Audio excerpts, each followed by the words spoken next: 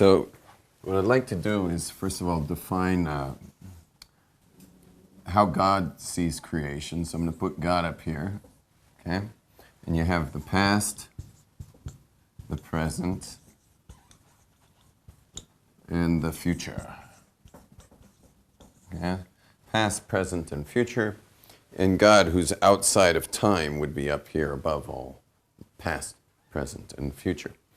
Now, I'm going to ask you guys two questions. The first question is God aware of past, present, and future?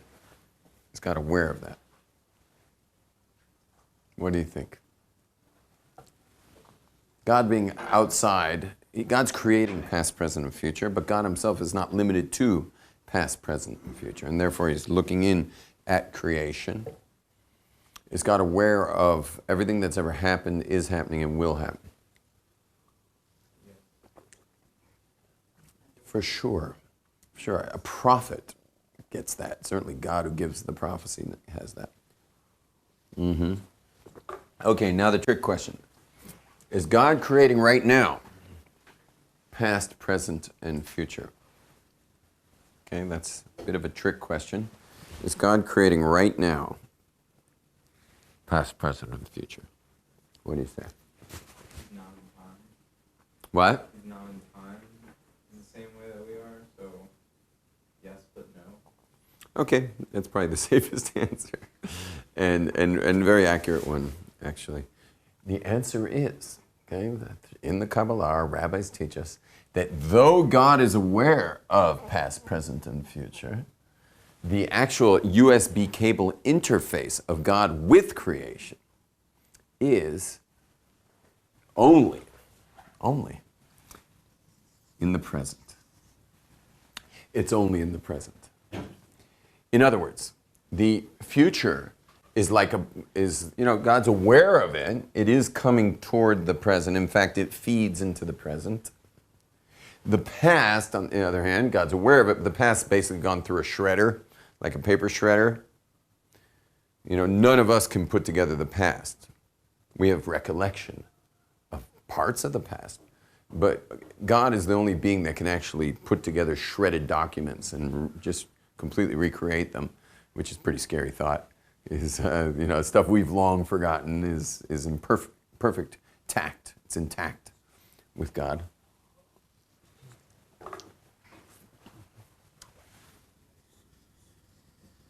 But where God interfaces with creation is right here, right now. And it couldn't be any other way, because right here, right now is the only possible reality. Everything else is conceptual. There's a concept of the past, there's a concept of the future. That future is coming in at each moment. And in that very moment, as time goes by, that is the interface of God with this creation. So how do you get in touch with God? A lot of people want to know that. Think where you are right now. You're in Jerusalem. You're pilgrims. Howdy, pilgrim. Yeah, you're all pilgrims in the holy city. And deep down, you may not have admitted it on your plane ride if someone were to ask you, but I know deep down you were on a mission to have a God experience. You certainly wouldn't complain if you had one. It'd be nice to have a God experience. Well, guess what? This is the God experience. Shh. Take a deep breath. The God experience.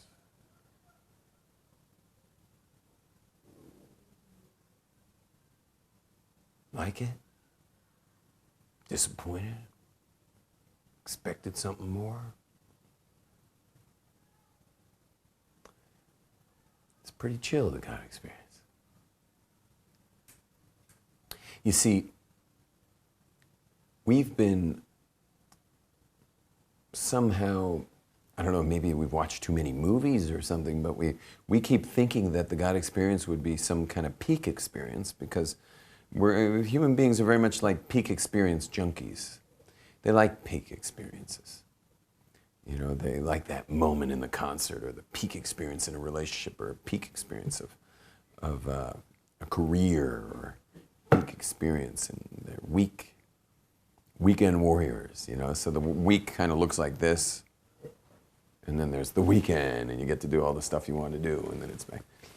We all look at peak experience of like where life's at, when in fact, a spiritual person sensitizes his or herself to the subtlety of God in the moment. I'll say that again.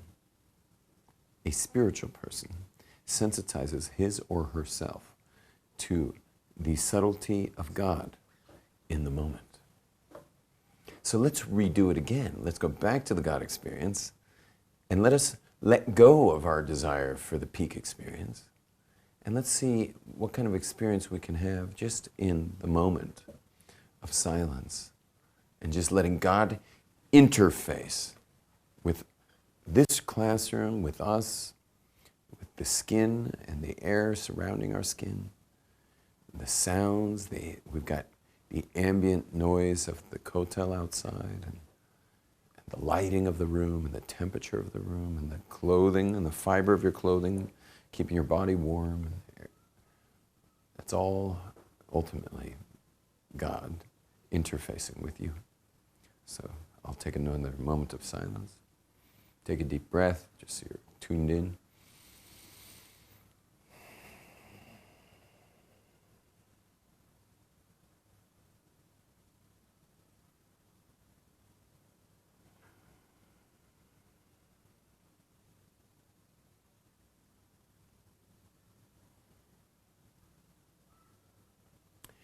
And you'll start to realize that in the moment, things are kind of nice. It's kind of special. And let me add another dimension. In the moment, there's nothing to complain about. There's nothing wrong. Things just are the way they are. Now, you may have a child who you wished was doing something else or in a better position in life.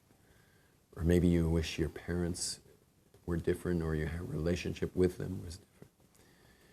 But in the moment, none of that really matters. There's nothing wrong in the moment. And notice how we make things wrong.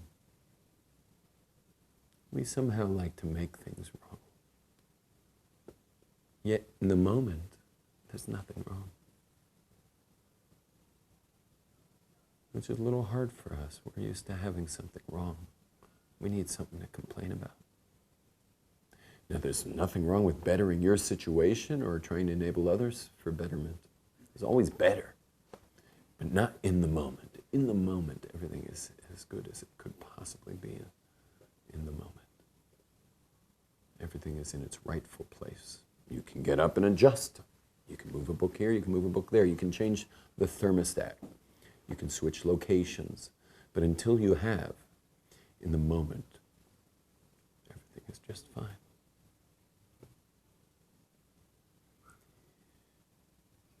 This is a place I'm trying to anchor for you, Elaine, that is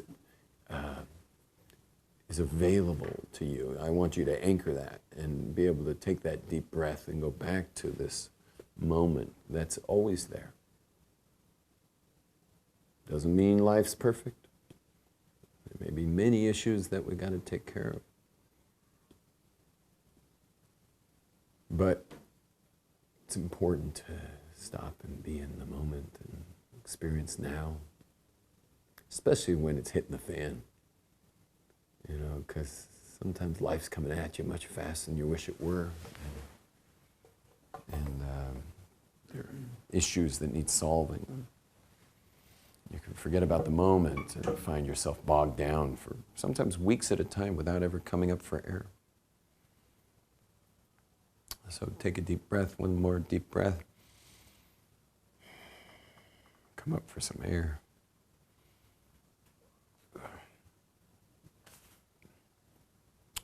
We have a commandment to become one with God. It's called lidabek.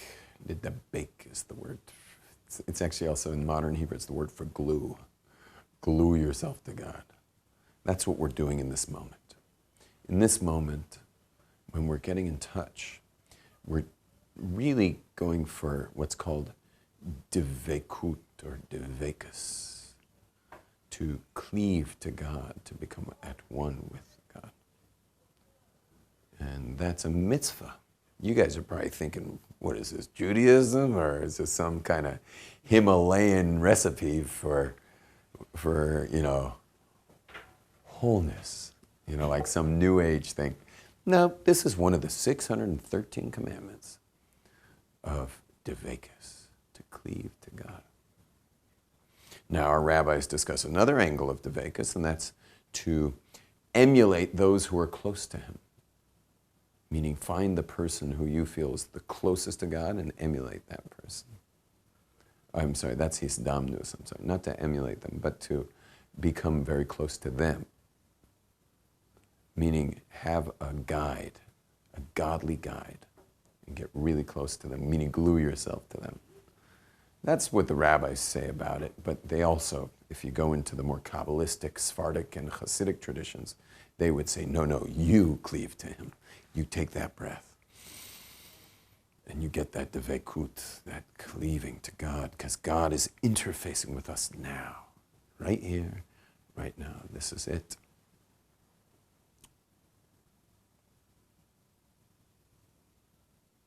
And since I mentioned it, we might as well go there as well, and that is to what's called hitdamnut. It's another commandment to be like God.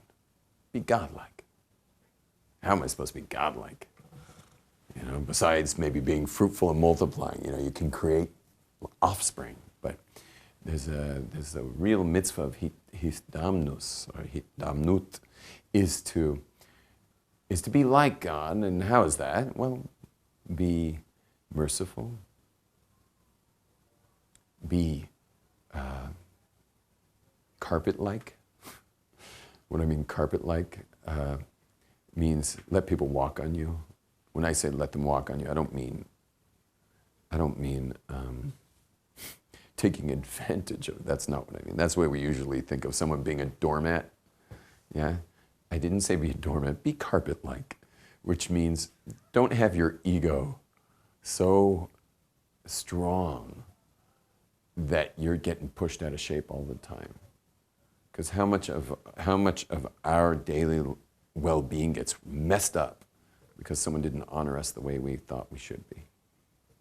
So be carpet-like. And what does being carpet-like have to do with God? God's carpet-like? God's God. It's all powerful.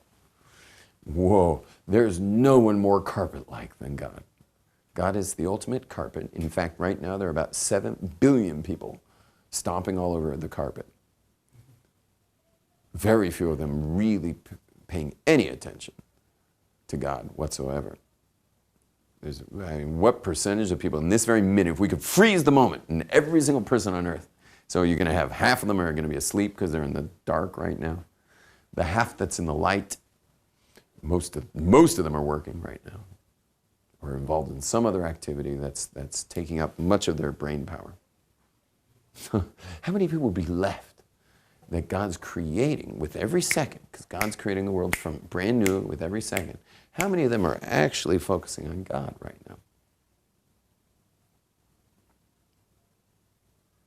I imagine it's a handful in the whole globe. It's going to be certainly us in this room. We're in the club. But how many people are in that club? Can't imagine so many people. There's a very pious Jew who was learning Torah, and someone asked him, how's your connection with God? He says, I'm learning so much Torah, who has time for that?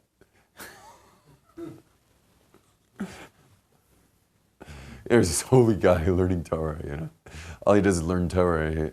Who has time to connect to God? I'm so busy learning his Torah all the time. So you see, he could be learning his Torah and be disconnected. Our dear Rabbi Weinberg, who founded this institution, Aish HaTorah, he's, you know what he said? Now, don't take this literally, because he doesn't mean it literally, but he said he'd rather you not say a blessing over food, thinking about God, than saying a blessing while ignoring him. right? Because your lips can say the word, but it's what kind of service is that? Lip service. And how many people make a blessing on their food like it's the one thing in the way of their food? Meaning, I got to get this blessing out of the way so I can get to what I want. Here's the food.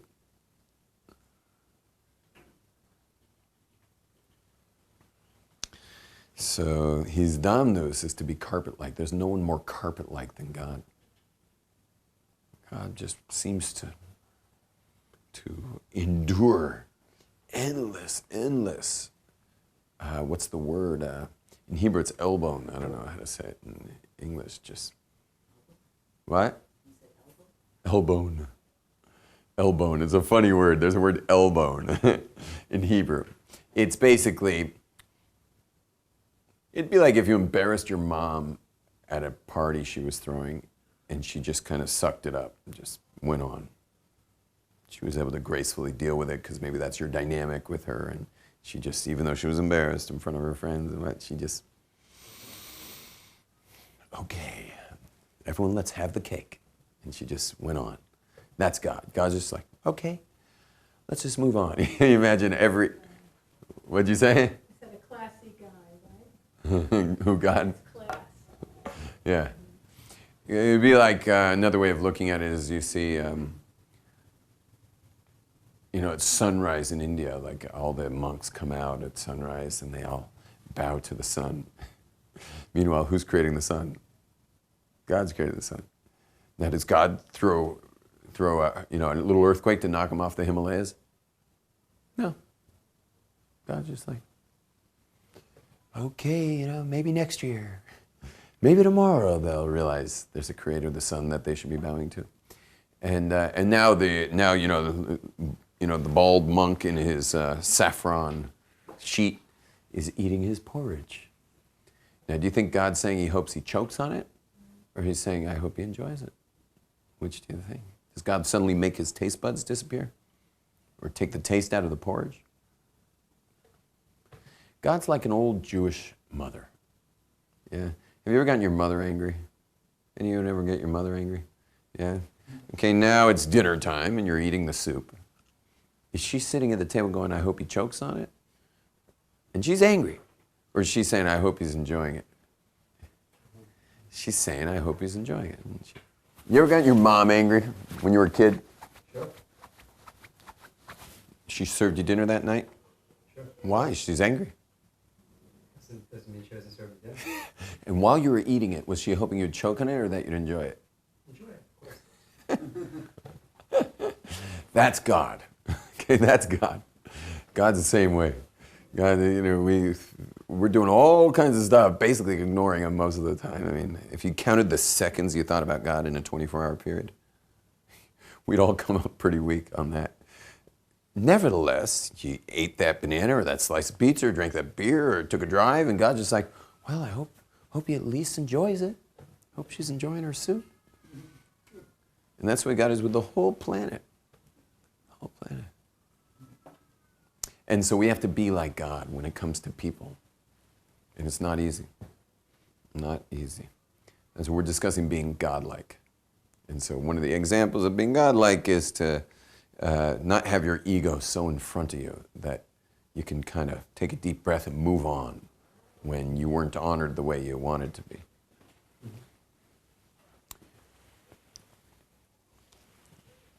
Now,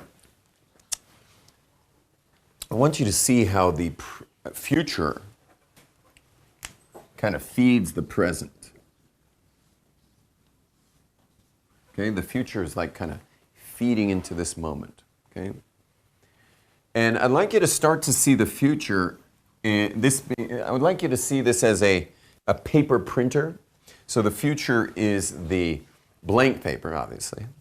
The present is where the inkjet's hitting the paper. And the past is what we said again was a shredder. Okay? So future is blank paper. Present is where it's hitting. Okay, so the paper's coming in. And it's going to hit, the ink's going to hit. And then the past is the shredder. Clear? All right. So how would you want your paper, if you had a printer and you've got a little office there, what do you want on your stack of paper over here? You want anything on that paper? No, you want it perfectly blank. How many of us have been trying to throw things into our future? Yeah, we're always busy throwing things into our future.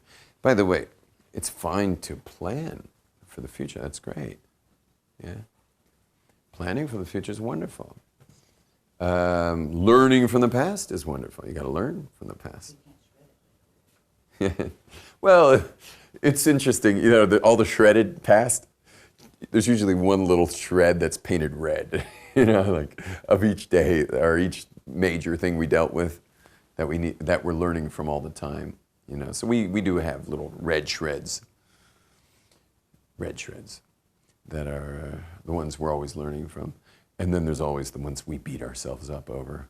There's the mistakes we made that we repunish ourselves all the time. We're worse than the actual civil punitive system, where you only get punished once. Can you imagine getting called up again for a retrial punishment, where they decide to put you in the can again for another couple of years? We just thought we'd put you back in. I know you've been out for 5 years, but just thought we'd remind you of what you once did, and we'll put you back in the can. The judicial system only gets you in there once. We get ourselves in there every time we think about it. We repunish ourselves whenever we think of that red shred. But there's also the red shreds, which we very much care about, and those are the ones that are important to us, and those are the ones that we learn from. My greatest teachers are the ones I learn from, learn what not to do. Oh, there's a long list of mistakes made by human beings. And I study those people almost as much, I would actually say even more, just because I'm a charismatic, knucklehead, crazy action figure. And being a charismatic, knucklehead, crazy action figure can get you in a lot of trouble. And so I'm almost embarrassed to say that I've studied more people's failures than successful people. But I have to. It's the nature of the beast. I want a long career. I got to study the failures. And they're always the most charismatic and brilliant people. I find charismatic, brilliant. I just found a new one to study because another one bit the dust. I will not mention his name because of the laws of Lashon Hara. He was a Jew. He is a Jew who fell bad, and I got a whole new study to do on this particular Jew. Another extremely charismatic, more charismatic than me. And this guy, whew, if I could tell you some of the charismatic, crazy moves this guy makes, or made, you would say he's even more charismatic than me. And so that's my new study. I'm going strong so far, 2.5 decades. Yeah. I beat most of the people I'm studying. Yeah. You want to keep the future blank, but for most people, having the future be blank is scary. Blank future means unknowns. Human beings don't like unknowns. In fact, unknown is considered the 4th greatest fear of human beings. Yeah, of the 5 greatest fears of human beings, the unknown's the 4th greatest fear. So hit the top 5 list, unknowns. And having your future be empty is pretty darn freaky for most people. Requires another attribute in Judaism called bitachon. And bitachon means to trust God. It means to put your money where your mouth is in your belief in God, to actually trust Him. Most people you meet don't have a lot of trust of God. They would consider it irresponsible to not have everything planned out for yourself. With your budget tightly run, you know the income, you know the outcome, you know the outcome. How do you call the expenses? Sorry, the income, the expenses. It's all there, you know. And I know where I'm going, and I got insurance for everything. Limiting all exposure. Lacks bitachon. Bitachon, everyone practice that Hebrew word, bitachon. Practice that word together. Bitachon. Okay, try that. I could spell it in Hebrew and English, but I think I'm going to go, you prefer Hebrew because I think this room would prefer the English. Let's go for it. I'll transliterate it. No problem.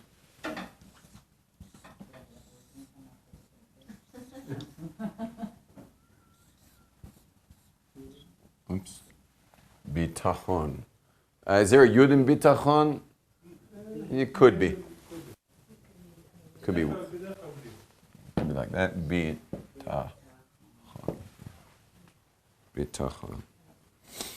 So if you're feeling sure of yourself, you would be betach. Yeah, betach. Or if you say for sure, if someone says, you know, are you, do you love Israel? So you could say ken, or you could say betach, for sure. You know, it's secure, it's in. But the word bitachon means to trust in God. Okay?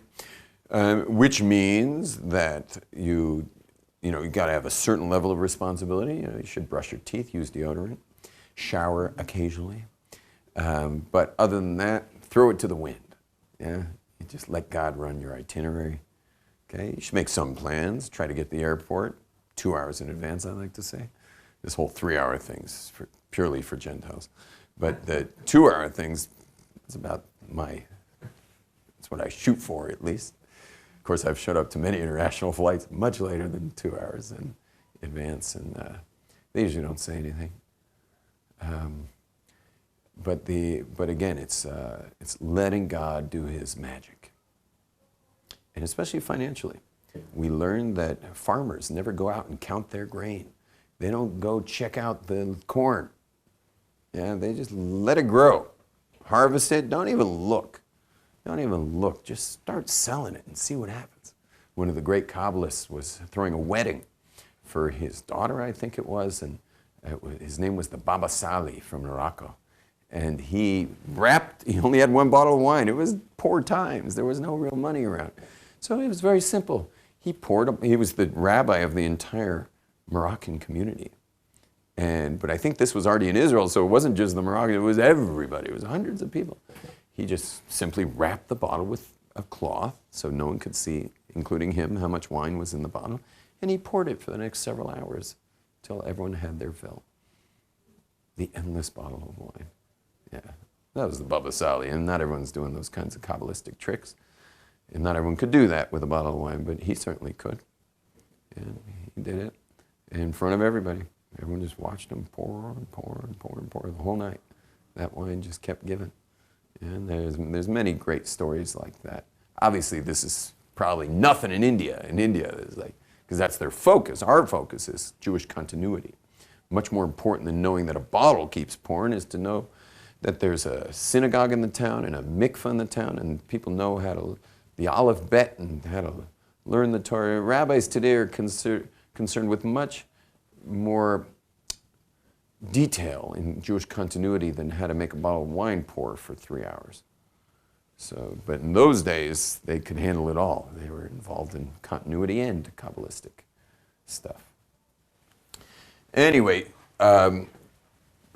keep the future empty, let the past go into the shredder and go, disappear.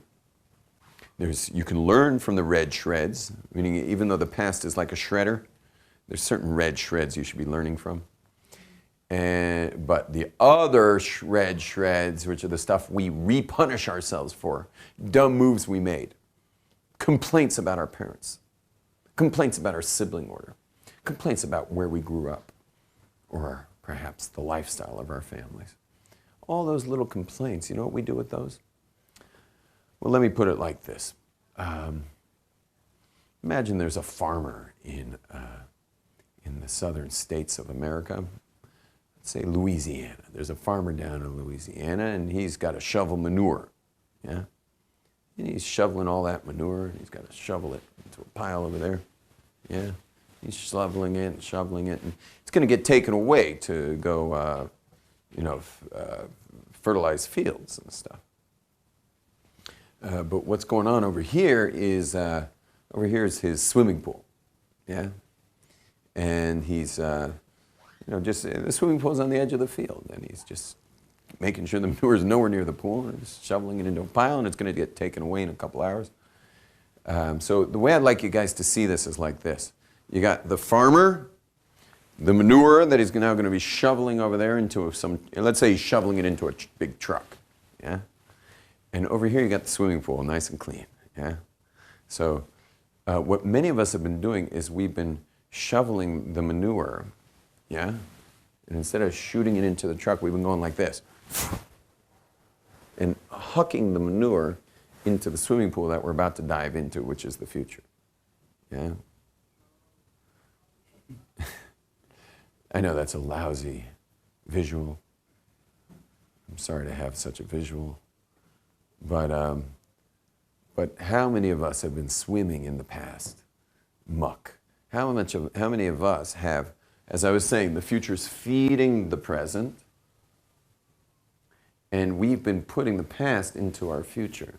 We've been kind of recycling. The past has been going into the future. We'll get rid of Botton here.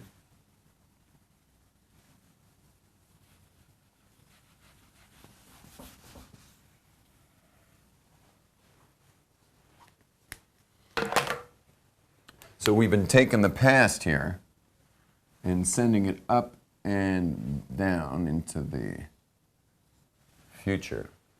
So we've got our past in our future. And so what happens is a lot of us live on these reruns where our lives become very predictable. Like, for example, imagine, I don't know, Saul, if you don't mind me using you for example, imagine your life, say, Las Vegas game, and people have been filming you. You got like about 50 cameras following you around your whole life. And they've been watching you for years and years and years. It's all microphone. They know your family. They know your friends. They know everything you've ever done. You're a Vegas show. But what happens is, whenever you come up to a decision you have to make throughout the day, what they do is they freeze the show. They freeze it. And everyone has to bet on what you're going to choose. Now, how predictable do you think that is going to be after enough years of watching you? It's highly predictable. So they're going to have to make odds and stuff, like, 100 to 1, he's going to do this, or maybe he'll surprise us this time or something. So, but you guys get that for all of us, is that our lives are very predictable because we have the past so mixed up into the future. And the problem with that is that it becomes uninspiring after a while. We get old young because we know what's there. I mean, why get out of bed? You could write the script without getting out of bed. Why go on that date? When we've been on those dates and we've seen how the same mashed potatoes come out the other side each time. So why go for that job, or why go for anything anymore? Because it's known. It's known. And so we need kind of a big coffee starter for the day just to get ourselves back in the ring. And we need a nice glass of wine at the end of the day, or a couple of beers, or maybe a shot of whiskey just to forget it all again. And then back in the ring again. Next day, there we are again. Anyway, it gets hard after a while to keep going back into it.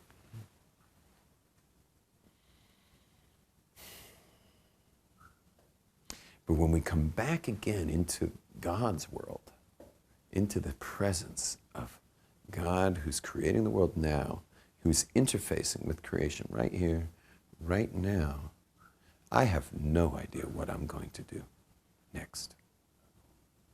I don't know. I don't know what's coming next. It's not written. It's not clear. And anything is possible. Because over in the future, I've got, remember you missed this, but we were making this all like a printer. So that's, the future's blank paper, the present's where the ink hits the paper, and the past is the shredder. So I don't know what I'm going to put on this next piece. I don't know what choices I will make next. There is a certain level of predictability in that I will probably predict something that brings more closeness, more intimacy, more inspiration, more interpersonal connection, more financial abundance, more health, more, did I mention creativity? More creativity, more accountability. You could predict all that. But the knee-jerk reactions of the past, they're no longer predictable. Because I'm living in De Vegas. And Deveikus, you know that term Deveikus? Were you here for that yet? Deveikus means to be cleaving to God. Everyone take a moment. We'll do one more deep breath.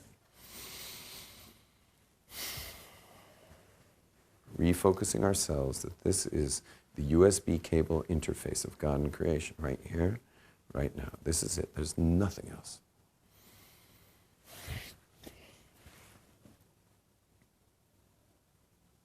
An infinite being creates the world in infinite ways. Now, the way we've had it is God's hands have been tied behind his back to do anything out of the ordinary, out of the natural. God's had his hands tied behind his back because he creates the world for you. And you are experiencing the world via your eyes and via your consciousness. And if your consciousness is totally wrapped up in past experiences, so then God's hands are tied behind his back from creating the magic of wonder and infinite possibility. When I come back to that grounded place, which is very ungrounded, it's quite spiritual, but it's very grounded for a spiritual person to go back to the place of presence. This is about being present.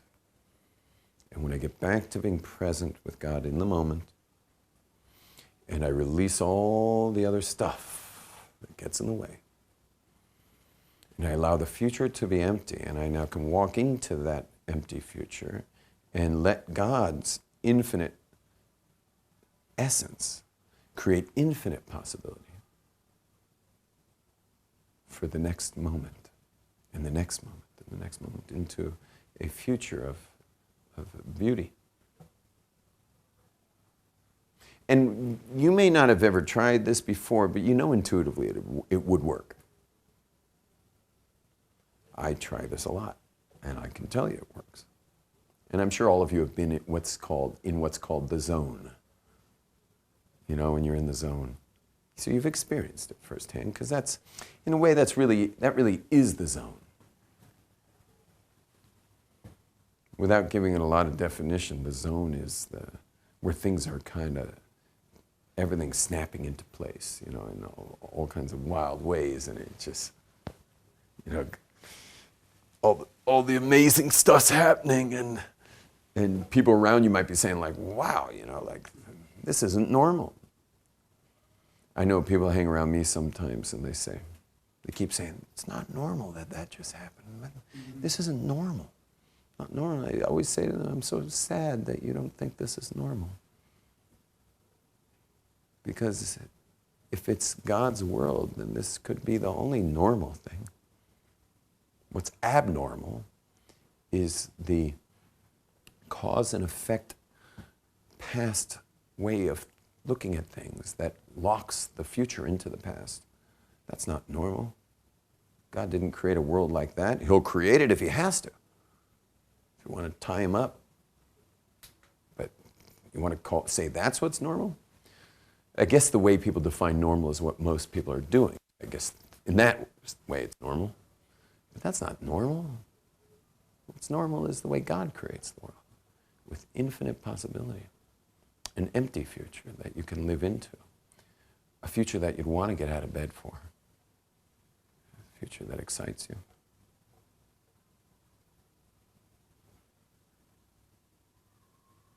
And this is all available right now. This isn't one of those pie-in-the-sky type things you have to achieve. It's something you jump into. Jump into the now. Jump in. Jump in.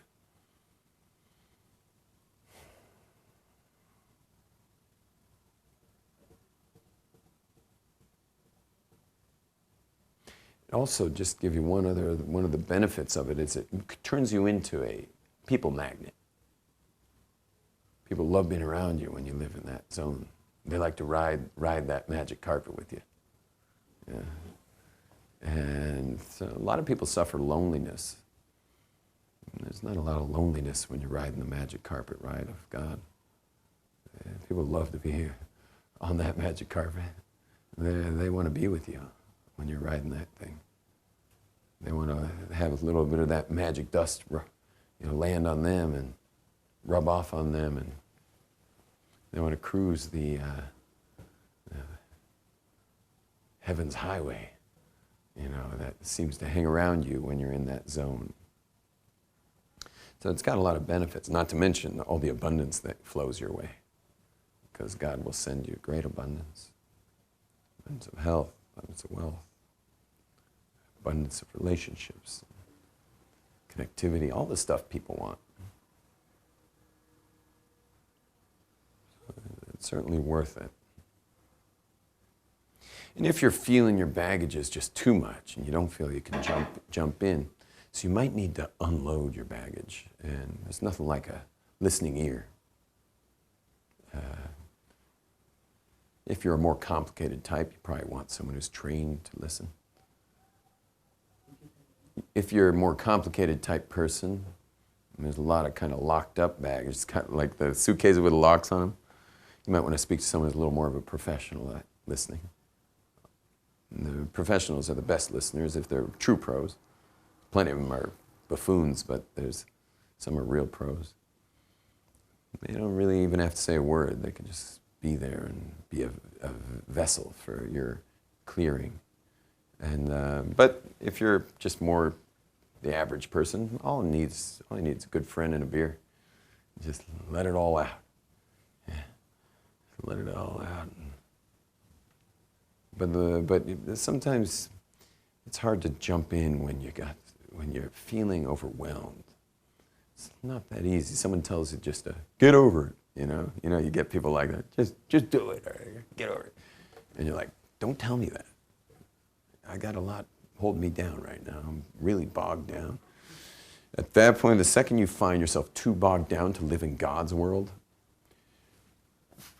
you automatically must earmark, I don't care how much it is, depending on your city, $100, $150, $200. You got to earmark it. That's not your money anymore. You go pay somebody to just download whatever's holding you back and get it off your chest, get it out, and move into God's world. Yeah, it could be a one-off. I think that it's probably best to be a one-off. A lot of the non-pros like you to come every week forever. But the real pros, couple sessions, boom, get your tools, get yourself out of there. Yeah. Okay, everyone. So I think we've got our work cut out for us, and let's at least jump in now and ride that magic carpet with the Creator of the universe. Shalom.